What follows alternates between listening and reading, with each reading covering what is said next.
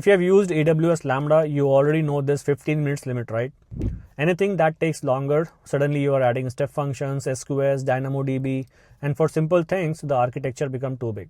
Recently, AWS launched something called Lambda Durable Functions, and this makes life a lot easier for these kind of long workflows. At high level, it's still just a Lambda function, but now Lambda can pause, resume later, and continue from where it stopped, instead of starting from zero every time. You mark the function as durable, and inside your code, you get a special context with helpers like step, wait, parallel, and map. So instead of drawing a full step function diagram, you write normal code and you say, this is my one step, here I want to wait, and here I want to run things in parallel. Let me give you a very simple example. Imagine a leave approval flow in a company. First, employee applies for leave. Then you call some checks like balance, conflicts, etc.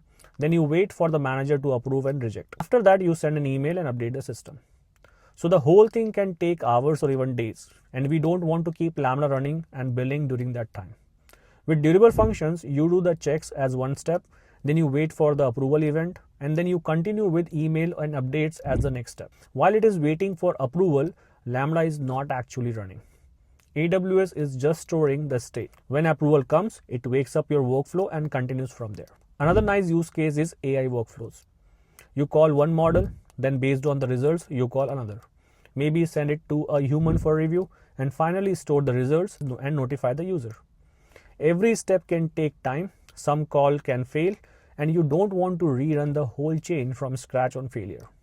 Durable function help you handle retries and long waits without building and maintaining your own state machine. There are few things to keep in mind though. First, your code should be deterministic because AWS can replay your function from start, so things like random numbers or current time should come from a step or stored data, not from a direct call that changes on every run.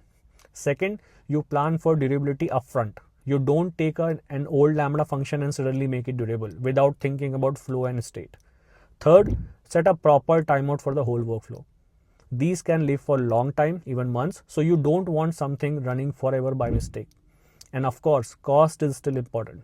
You pay when code is actually running, and you also pay for storing checkpoints and orchestration. So don't create like 500 tiny steps just because you can.